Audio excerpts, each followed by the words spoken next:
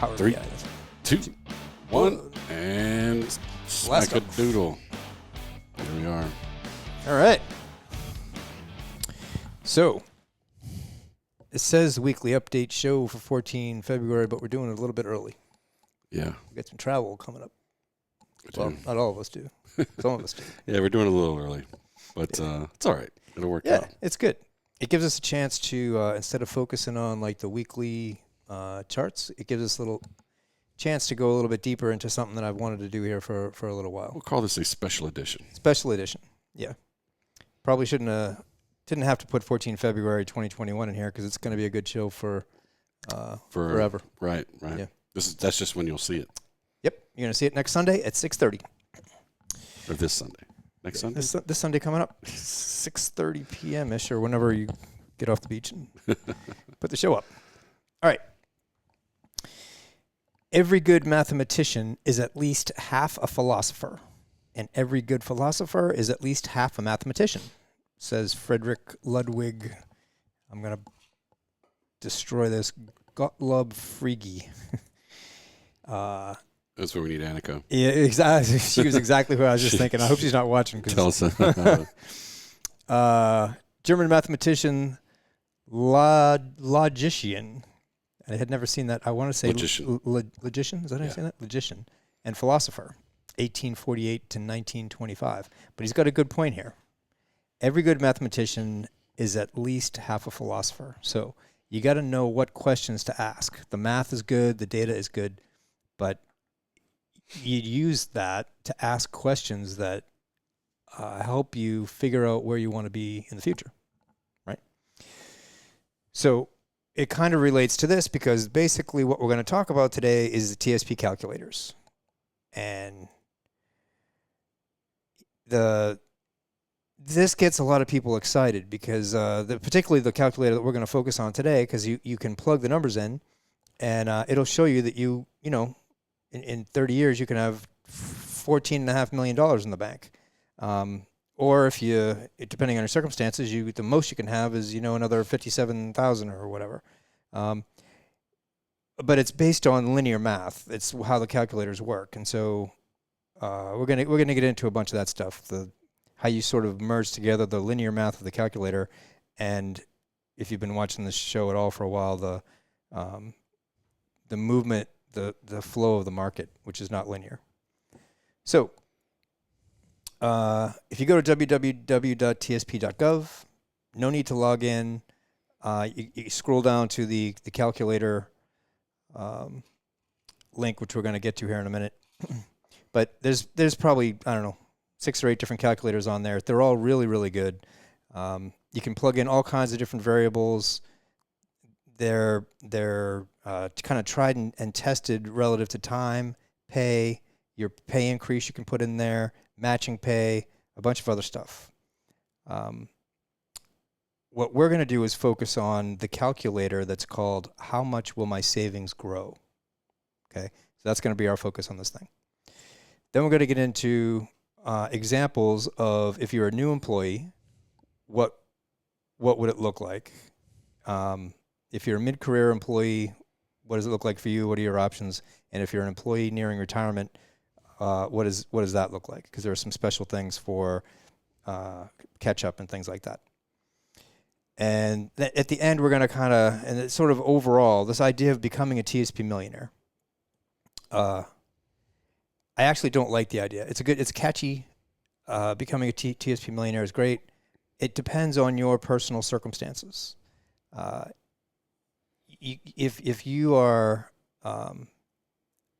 if you're a 2-income family, you don't have any kids, you live in a low cost of living place, and you're living a modest kind of existence, and you can pump the 19,500 maximum between the two of you, into TSP every year, getting to be a TSP millionaire is not that difficult. But other people have different circumstances, and so how they manage their TSP will matter a lot more than someone who can contribute a lot more to it. But that is going to become very clear as we go through the examples in the calculator. But even if you can, put a lot more in there and also manage it, You're gonna have even better growth. Definitely. That's the part that, so whenever I get in this conversation with people about like, well, it's not that hard to become a TSP millionaire if you just start early and put a lot of money in there. And I'm like, yeah, but you could have been a multimillionaire. Yes. That's the difference. Right. It's two sides of the same coin. Yeah. I don't like the thing that says that, so the line in the sand is like millionaire. A million. It's easy for some people to get there. It's almost impossible for other people. And for some people, it's a joke. Right. I mean, it really depends on a lot of things. And like you said, definitely personal circumstances. But what I do know now, hindsight 2020, is that you start early, you start young, you start doing this like we're telling our kids now, and they're going to be in a much better position than we are because we won't be playing catch up. But it's so easy to become a multimillionaire if you start early. Yes. And even more so if you actually manage it well. Yep. Honestly, we're going to circle back to this at actually the end, but there are only three pieces to your TSP. It's simple. It's not easy, but it's simple, or vice versa, however that goes, right? It's simple, but it's not easy. No, right. So time, because time is the most important thing, right? How much you invest and what your rate of return is. There isn't anything else that goes into the equation. It's very simple. Right. And you can control all three.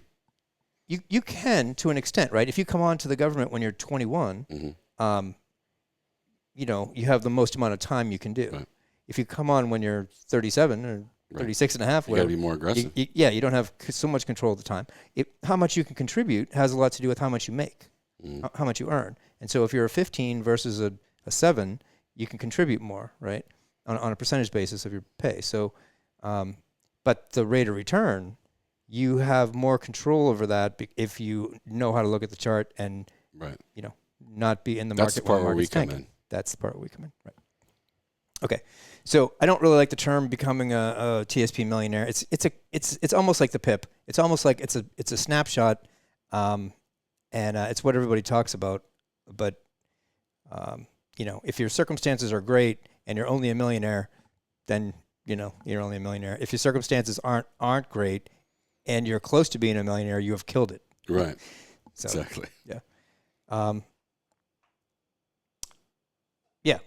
Use the calculators as a guide. We're going to get to the one calculator we're going to go through here. How much will my savings grow?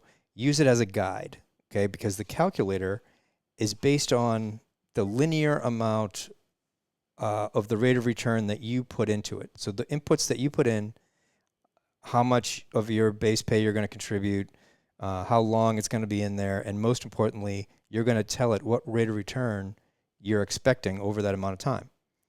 The market doesn't work that way. Okay, so just keep in mind that the calculator is linear and the way that market works is not linear.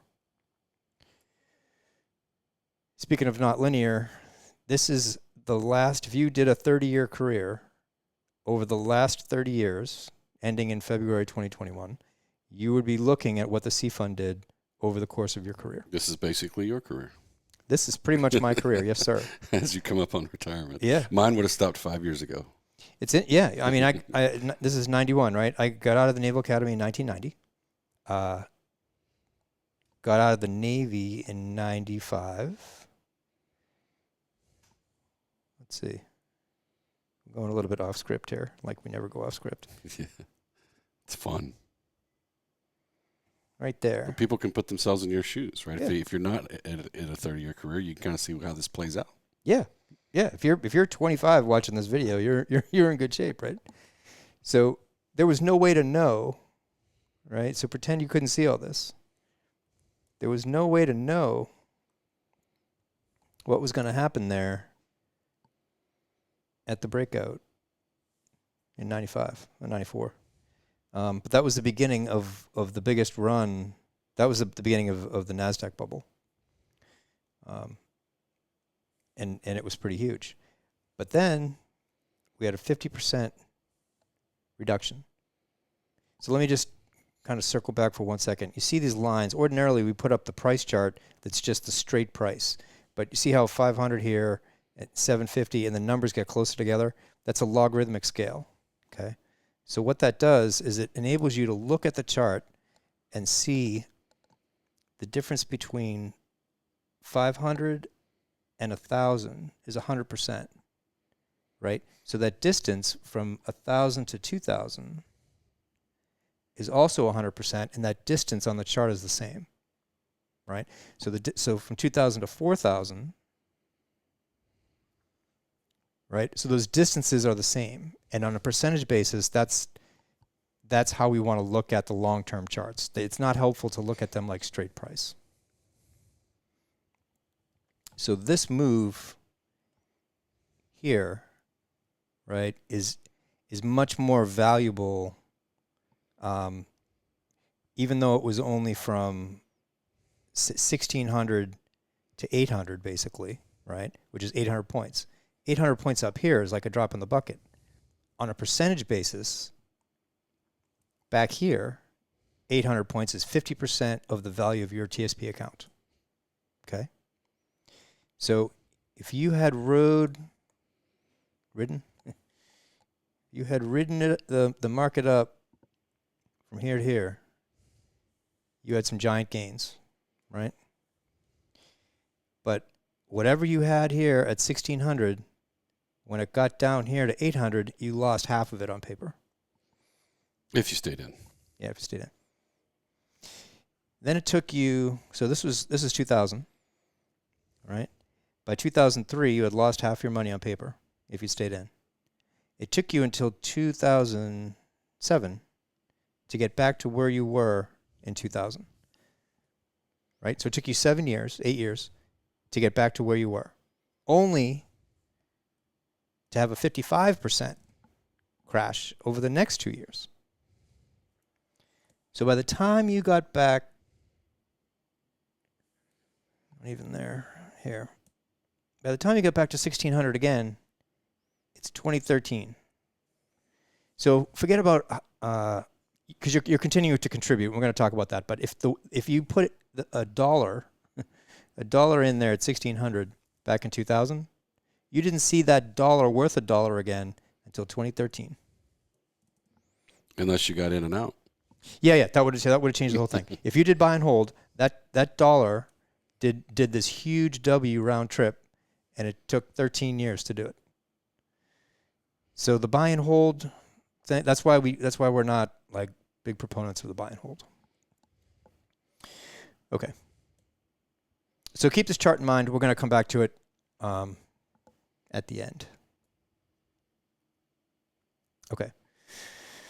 So we're just going to walk through real quick. If you are on a computer while you're watching this, that would be great. Go to www.tsp.gov. You don't have to log in. Nothing we're going to do requires that you log in. So I'm just going to walk you guys through what it would look like. You go to the main homepage, scroll down a little bit. You'll see the links here, and go to the one that says Calculators. Okay. These are all the different calculators that we can do. Right? They're all pretty specific, and actually the one we're going to focus on is really the most specific. How much can I contribute is kind of a good one. It'll walk you through some of the different, some of your circumstances. Right? Paycheck estimator is good. The TSP installment calculator is good as you get towards retirement. The annuity calculator is good. But when you're first starting out, or throughout your career, and you're trying to figure out how to tweak the amount that I contribute, and how do I want to manage it in a more risky way or whatever? Will my rate of return increase if I do certain things? Those are the things that you play with in the how much will my savings grow calculator. Okay. So click on that link, and you get to the how much will my savings grow. Okay. So over the last few years, I don't know how many folks that are listening are CSRS. There's probably a time when that was actually maybe the only option. But now we got CSRS, FERS. This is the blended retirement system for military guys, and the non-blended retirement system. So if you're military and you're watching this, if you chose blended retirement, your matching is one amount. If you're non-blended retirement, I don't think there's any matching, so the rules are a little bit different. But you would check the appropriate block. or if you are a beneficiary participant. So you don't have to be an employee. There are all kinds of different statuses that you can be in to be part of the TSP retirement system. So for me, I checked FERS, and then the next screen is this, and it asks for, do you want to see your existing account balance, future contributions, or both? I'm not really sure why they would break those down into 3, but I would always choose both. So I check both, and I say, okay, let's say that my existing balance right now in TSP is $100,000. Okay. As you scroll down, it'll say future contributions. What's the number of years you plan to contribute? So let's say I'm 5 years out from retirement. Okay, I'm 5 years out from retirement. I have $100,000 already in my TSP account. I make $100,000 a year, right? Let's say I'm mid-13 and I make $100,000 a year. 5 years left to retirement. I get paid every 2 weeks. Okay, and I want to contribute a percentage, not a fixed dollar amount, a percentage of my pay. I scroll down a little more. I tell it I want to do 10% of my pay. I expect to get like 3% between cost of livings or whatever, not bonuses, but what are those raises called? Whatever we don't get. In grade. Yeah, whatever. So if you get step increases, things like that. And in this particular example, I did not do catch up, so I just put 0 in for catch up. Okay. The most important thing, like we talked about earlier, and we're going to talk about again at the end, the most important part of this is I told it I want 5 years left until I begin to withdraw from TSP, right? So I'm going to contribute for the next 5 years, and I'm going to start to withdraw at the end of those 5 years. That's my time. That's the time that I have in TSP, okay? So we had 3. If you're earlier in your career, that would be 25, 30, 30. Whatever it is. Yeah. Yep. That's the number one. It's time, right? Number 2 is how much you contribute, which was actually here. We told that we wanted to contribute 10% of our pay. Mm-hmm. Okay, that's the second thing, and we obviously can control that up to a certain to the legal maximum of $19,500 for the year. The third thing is our expected rate of return, right? And so the 5-year thing, if I say, hey, I'm going in 5 years, that's it. That's non-negotiable. So the 5 years is fixed. If I make $100,000 a year and I'm contributing 10% of my pay, that's pretty much fixed. You don't have a whole lot to play with there. But you can play with this number right here, right? The expected rate of return that you're going to get over those 5 years. Okay. So if you plug all those in and you hit go, it'll tell you, okay, you started with an existing balance of $100,000. The growth on that balance, on just what you already had in there, over the 5 years at 10%, is $61,051. Okay. The future contributions, because over the 5 years you're contributing, we said 10% repay. Okay. So you've contributed over those 5 years almost $80,000, and the growth of those contributions was 21.6. So the total altogether that you would have at the end of those 5 years is 262,316. And the assumptions are that it's a consistent 10% rate of return over those 5 years. Okay? Like stomp your foot, test question, a consistent 10% rate of return over those 5 years. Right? There's no consistent rate of return over any of these, 5. I mean, there is, but it depends which 5 years you're looking at. Is the chart up? Yeah. Okay. So if you had 5 years left to go, and you were right here, what are you gonna do? Or if you're here, yeah, which you wouldn't know it that you're there. Yeah, you don't know. A little side story. My mom, I gave my dad credit last week, and he was I talked to him the other night, and he said, "Hey, thanks for the kudos for telling everybody that he taught me everything I know," which is true.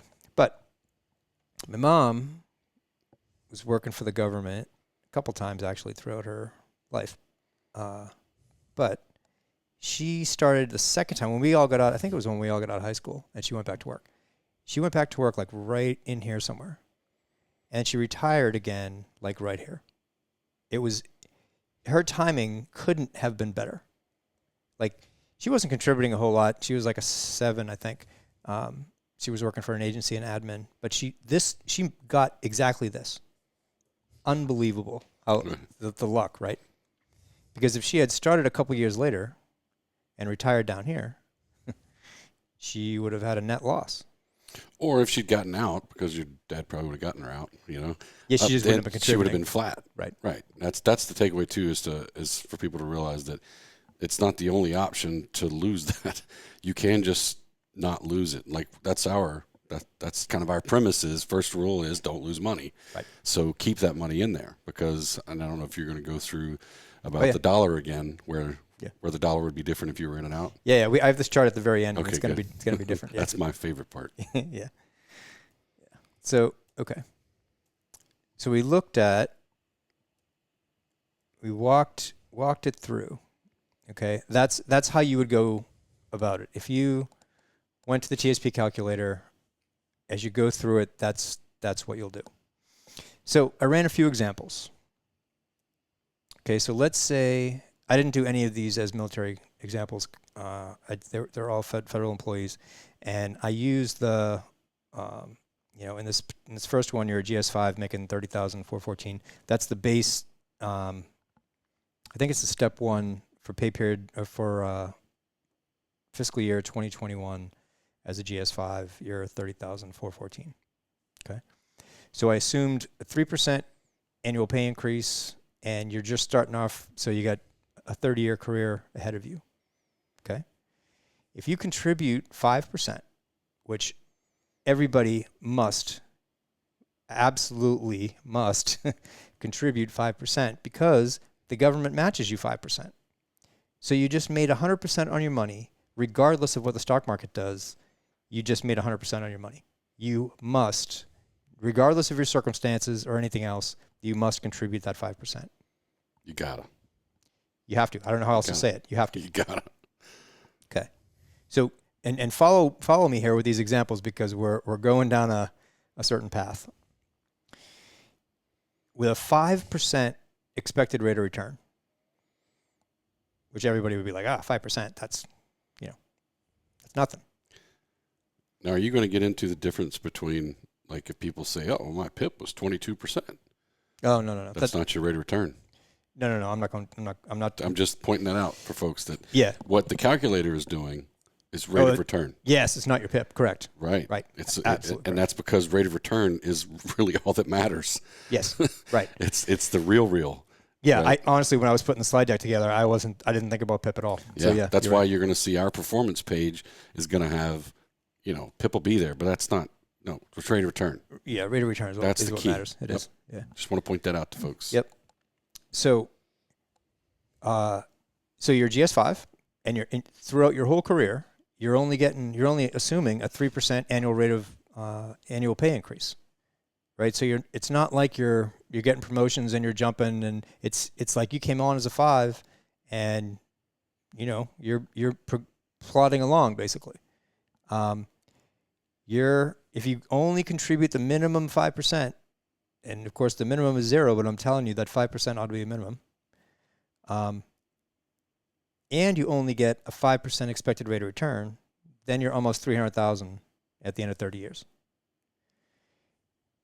If your expected rate of return is 10%, then you're up to almost $700,000 at the end of 30 years. Pretty good, $700,000, pretty good. However, if you contribute 10%, right, and the government matches you 5, so you contribute 10, the government matches you 5. With a 5% rate of return, you're almost $500,000. But with a 10% rate of return, there's your $1 million. As a GS5, assuming a 3% annual pay increase, which probably wouldn't even get you to a 9 at the end of 30 years. Right. And you got $1 million in the bank. And one of the ways, like I used to use this to figure it out, knowing generally what our, journeyman level was, we were going to reach that point at some point, right? Is to go find out what that would be and to find out the percentage difference instead of using 3%. Yep. Like find out how much, over the years I get to this grade, and then that. So I don't know if that's useful to folks, but that's kind of how you can put in the factor of I will get promoted. Yep. If you're in one of those positions, like us being law enforcement, we had a path, and you're pretty much guaranteed to get there at a certain point. And so at the bare minimum, you can kind of figure that percentage out and use that instead of the 3%. And that'll get you a little bit better idea. But the good part about that is that the good part about your scenario here is this is going with the most conservative estimate possible. That was the point of this first example. Right. This is way doable. Absolutely. Absolutely. I mean, first of all, I feel bad for you if you stayed at GS5 for 30 years. Yeah. But you can still be a millionaire. And I have seen stories again and again and again over time where there have been folks that had some sort of, whatever it may be. It was a administrative position. They really didn't have a lot of chance for promotion. Sure. And they were happy doing what they were doing. They live where they like, and the circumstances fit that. They didn't want to move around. Right. And they, were a great public servant. And you know what? They retired a millionaire. Absolutely. Quite a few I've heard of these. And people you would never guess that are TSP millionaires. Well, to be honest, one of the most important things is paying off your house. Yeah. So if you grow, if you get a job with the government and you're 25 or whatever, and you stay in the same place because you're from there and you don't want to promote, you stay there, and you're paying your house off, and you're contributing to your TSP, yeah, you're going to be in now great you have no shape. mortgage and $1 million. Yeah. So you can do a lot with that. Yeah, especially if you continue to like where you are and you just want to go on vacation and go hang out with the grandkids or whatever. Like it's great. It works. Okay, so what's the hardest part for this person, this employee? Like if you're looking at this, it's the rate of return, or the 10%. Yes, both. Yeah. Right. So the 10% is on you. 10%. Right. It's on you. Obviously, by contributing 10%, you're doubling the amount that you're putting in there. So it matters a lot. 10% of your pay, if you're making $30,000, eats into a lot of disposable income. So it's hard, right? Paying 10% to your TSP when you're making 30 grand is very hard. Yeah, I mean, hard. I don't know. I mean, it just takes discipline. Just sure. Yeah, we both know people that have done it and they never looked like they were given 30%. I'm sorry, 30%. They didn't look like they were given 10%, but they just weren't doing some of the things other folks were doing, right? $100 dinners or whatever. Sure. And we live in an area that's just, it is very easy to spend money in Washington D.C. area. It's insane. Right? If you want a Coke, you better have $10 in your pocket. But the point is like you can definitely do it, right? That's the takeaway. But again, to your follow-up point, that these are the things that you absolutely can control. Yes. Contribute more, and then work hard to get a better rate of return. Right, over that 25, 30 years. Yep. We're going to get to the rate of return thing a little bit. And I keep saying 25 because, I never really thought of it as a 30-year career, even though I did 30 years total because we were in law enforcement. And, Right. I mean, I just say 30 because that's what it used to be most like people. The minimum, right? You had to do 30 and your minimum retirement age. Right. And it might still be that. I don't know. Yep. Yeah. So that's the point of this example. And it's really important because the next, I have 3 more examples, and the next ones you might be surprised by them. The person who starts coming out of high school or college as a GS5 that works for 30 years, that contributes that 10% and makes a 10% rate of return, it's very has doable. $1 million in the bank. It's very doable. Right. So again, last time I'm going to say this. You have control over this 10%. You do not so much have control over this 10%. You have control over how you manage your TSP account, but you don't have control over that 10% rate of return because no matter what you do, if this is your career, if this is what's happening over your career, you can't You can't do it. You can't create something that's not there. Right. This is TSP. It's not Wall Street. You can't create things that aren't there. So the market has to be going higher over the course of your career. And obviously it does. Over the course of 30 years, last 30 years you got that. Okay.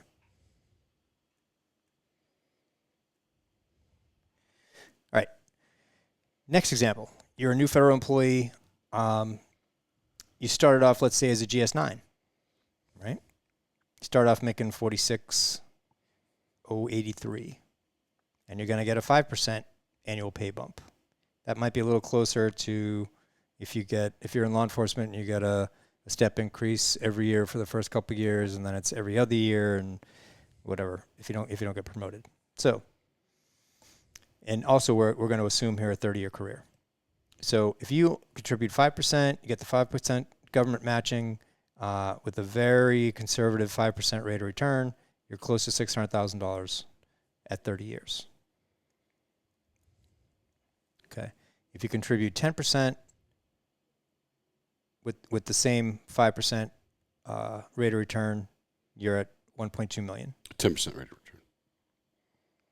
Yeah, 10% rate of return. Sorry. So you're contributing 5%. Government's matching you 5. You get a 10% rate of return. You're at 1.2 million. That's probably, now I'm not going to say this is like average, but that's a big chunk of people are in that boat. You come into the government, you're like a 7, a 5. Even if you're a 5 and you get promoted a little bit, the numbers are conservative. That's the thing. And it's hard to tell with the calculator because it doesn't take into account the step increases and the rest of it. So all you can kind of really do is just say, all right, I'll assume it's a 5% annual pay increase. It's probably not that. It's probably more. So some years it's definitely more. Some years it's probably maybe not that much. So it's all estimated, and you can't control that. What you can manage is a 10% rate of return.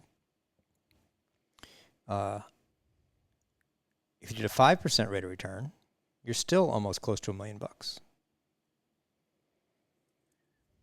Hold on, let me look at this for a minute.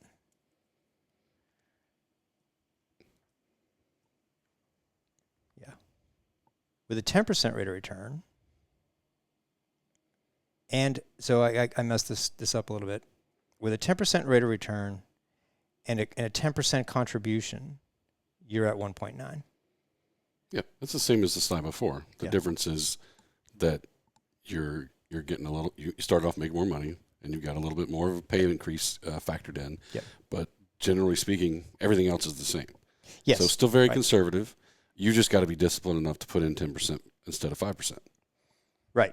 So in the first example, the first of this, if you put in 5% with a 10% rate of return, you're at 1.2. If you put in 10%. Right, you're almost 2 million. So, and there's not, So I won't say there's not that much you have to do with it. There is a lot you have to do with it to get a 10% rate of return consistently year over year. You have to be managing it. You have to be managing it. Yep. Yeah. Okay, so that's a question. No. All right, so those are kind of the two. Beginning of your career kind of options. So let's say you're mid-career and you realize you poke your head up out of your cubicle and you're like, holy crap, there's this thing called TSP and it might actually matter to me in a few years. So let's say you're a GS13. You're right in the middle of the thick of it. You get 20 years to go to retirement. Which is in your mind is a long time, and you're thinking about it, but you're not really thinking about it. So you're still going to assume 5% annual pay increase, and in this case, we're going to assume that you have $100,000 already in your TSP account. Okay. So the first two examples, you were a new employee, so you didn't have anything in your current TSP account, but now you're a mid-career guy and you didn't realize it, but the government was taking care of you, and they were already putting money in your account, and now you have $100,000 in your TSP account. Okay. But you have 20 years to go. So you're contributing 5%, so you can get the government's 5% matching, which, to be honest, that's what I did for my entire career. I almost never contributed anything more than 5%.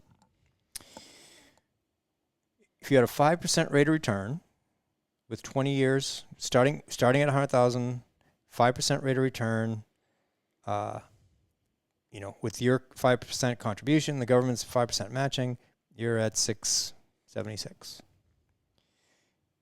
If you had a 10% rate of return, you're at 1.35.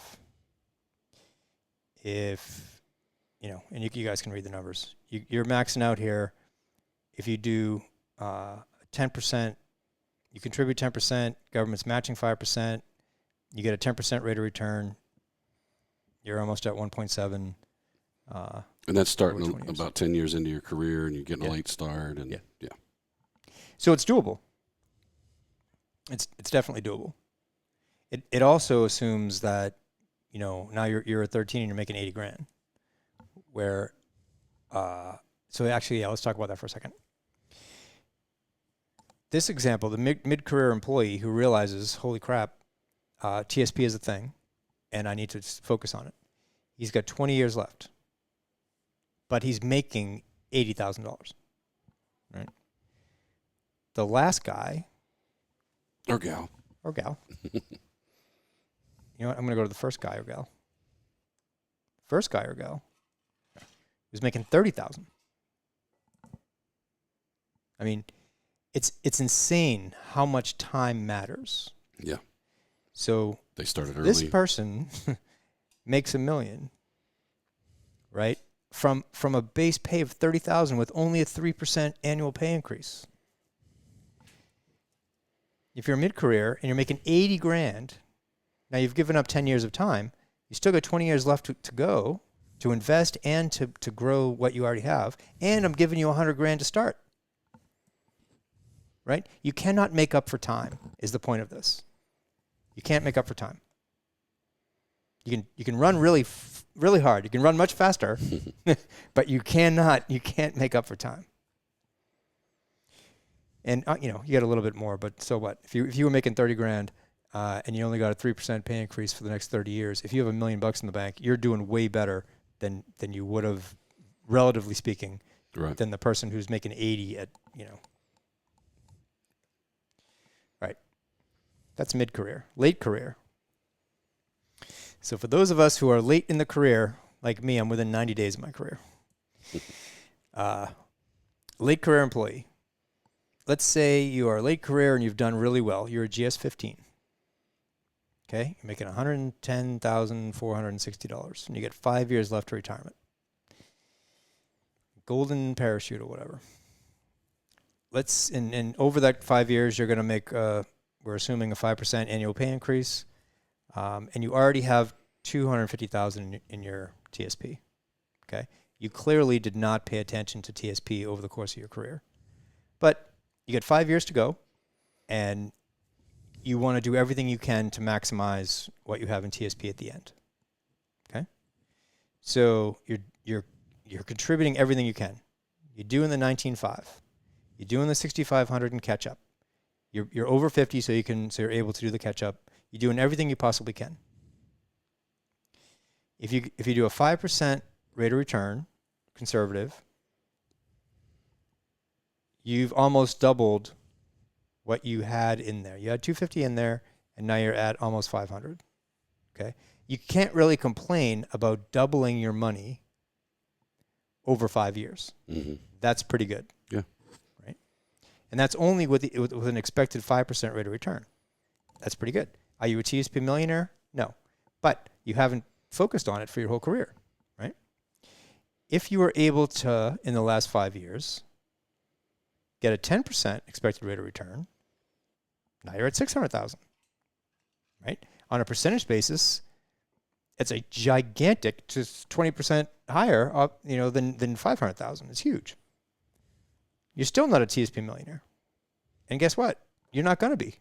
Right.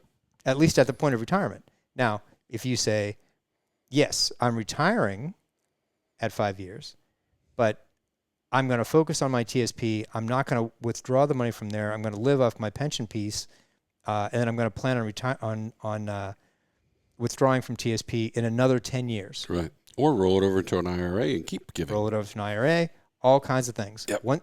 Retirement is like this. You're not out of the game. No. Are you still on the chart? Yeah. Okay. There's everything that you did, and then there's retirement. And everybody says that right here is where you have to make all your decisions and you have to do all that. No. Your life keeps going. Hopefully. Yeah. Well, if it doesn't, you won't be there, so it don't matter. Hopefully. Yeah. We've got another 20 years of doing this, Yeah. I mean, so you do have the time. The good thing is most of us retire, relatively speaking, in public service. We retire rather young, even if you go all the way to 60, right? I mean, you've still got another 20 years. Most of us keep doing something. Right. And you can keep managing your retirement account. And maybe it puts you in a position where you don't have to rely on it as much, and you're able to do other things with it. Yeah. But that's actually something we could do another whole show on about the L fund. The L funds, they decrease the amount of your exposure to the stock funds as you move forward. They're less aggressive. Yeah. And which is taking away your ability to get that 10% return. Yeah. Well, the problem is. If you do the L funds for your whole career and you retire and then you go see a financial planner, they're going to, let's say you're 60 when you retire, right? Well, 65, whatever the minimum retirement age is right now. Say you're 65 and you got $1 million in your TSP and you think you're doing something, right? You go to a financial planner and you're like, hey, I just retired. I'm all excited. I got $1 million in the bank. How should I manage my money going forward? And he looks at it and he's like, great, you've been in for the last 10, certainly the last 5 years, if not 10 years of your career. The L funds have slowly but surely put you into extremely conservative, funds, right? It's just F and G. That's all you get at the end of the day. They're going to say, great, you're 60 and you look pretty fit. You're going to outlive your $1 million. Right. So you need to start, aggressively investing it. Yeah. So wait, but if I had been doing that 10 years ago, I wouldn't be in this situation. Yes, well, you wouldn't be, right? Yeah. L funds are the worst thing you can be in, unless you don't know any better. If you're not going to do anything, right? If you're just not, you're just like, I'm not doing it. Put it in Put it in the L funds, yeah. Absolutely. Honestly, I think Warren Buffett's is better. 70C, 30G. And you can play the game and just keep changing it over to a more aggressive L fund, right? Yes, instead of the one that you're retiring Yep. in. Yep. Some people that I've talked to just aren't going to do this, a changing back and forth. They're just like, I'm not doing it. Yep. I got too much going on. Okay, well then at least every 5 years, move it back into the L fund that's farther out, Right. because it stays more aggressive. You don't have to stay in the one that you're, the year you're retiring. So go from L50 to go to L60. Yep. I mean, that's another way to kind of play it if you're just like, I want to make changes. Yeah.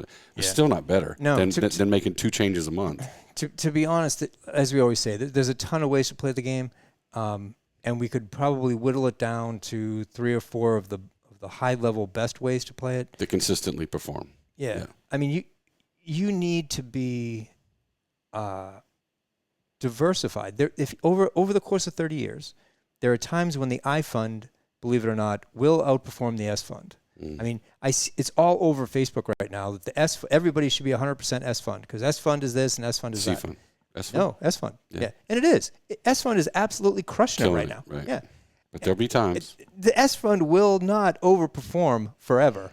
It Right. won't. And it didn't back when we first got to headquarters. Yeah. I fund, there were guys that were making a killing on the I fund, not on the S or the C. Right. I fund was the place to be.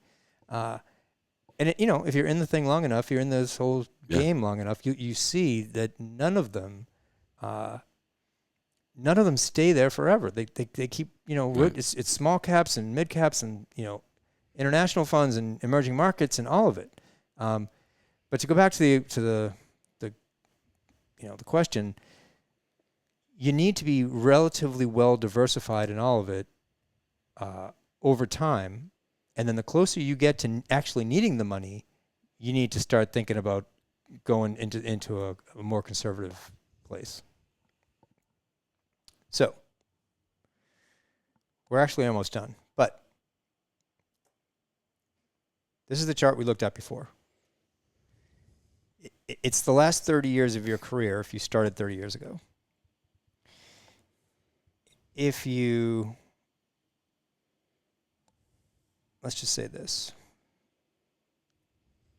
Let's say you had $100 here, and you were in the C fund, which is this chart, and you just stayed 100% C fund. And then, so the only reason this line here is above it is because I can't put it anywhere else. So it's not, has nothing to do with the price of the chart. If you were watching the chart from a very long-term perspective, so this is a 30-year monthly chart. So each vertical tick on here is a month. So you're not watching it every day. But if you connected the dots and you got out of the stock funds when the trend had clearly changed, clearly, right? So you're in it while it's in there. You come down to where it clearly changes.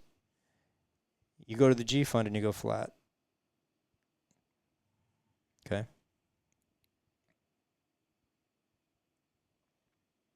So you didn't absorb this whole loss. This is a 50% loss in your TSP fund, TSP account. You didn't absorb it. You get back in when clearly the trend has changed to the upside. Okay. Same thing, you get out. I mean, we're not even trying to catch the tops and bottoms. I'm talking about getting out once you've seen that clearly. All indicators pointing towards. Yeah, it's rolled over. At that point right there, you're out. It's rolled over. Yeah. So you took a little hit there, right? But you didn't take this huge hit. You went sideways, right? It's the same. It's the same thing. You're going to be way better off if you can avoid these 50, 55% moves down. This is a 34% move. This is a huge move right here. And our goal at the minimum is to avoid those. Now, in the best times, we want to zoom in and miss even the shorter, shorter time span of up and downs. That's where it just gets tougher the more you zoom in. Yes, it gets harder, and if you are sucked into the day-to-day Facebook stuff, you'll drive yourself crazy doing that. Because to be honest, if you could have gotten out, there, gotten back in somewhere around there, gotten back out like there, gotten back in. So I'm not trying to catch the tops and the bottoms. I'm given a at least a 10, 20% leeway on both ends. You'd have been way better off than just buy and hold. So that's what we do. We try to we obviously look at things on a much shorter time frame than 30 or monthly, which should make our results better in the long run. And once we get this performance page done, people are going to see our graphs, our lines. Right. We're going to be matching up against the L funds because that's really a better comparison. Yep. And you're going to see it. Yep. It's clear as day. Yep. Is that all you got for us? Yes, except major takeaways, which I don't usually do. So if you haven't heard us talk about it enough, consistent contributions from day one when you start federal and military service, right? Consistent contributions. Time in the market. And you hear people talk about this. It's not market timing. It's time in the market. I'm going to pull out those two pieces. Time in the market is absolutely critical. Timing the market is a different thing, which is just actually, I think, ridiculous to talk about. But the third piece is rate of return. What rate of return can you get over that time that you're in the market while you're consistently contributing to your TSP account? At the end of the day, that is the best you can do. And you have no control over what the market does. You can just respond to what the market does. So like my mom, she got super lucky.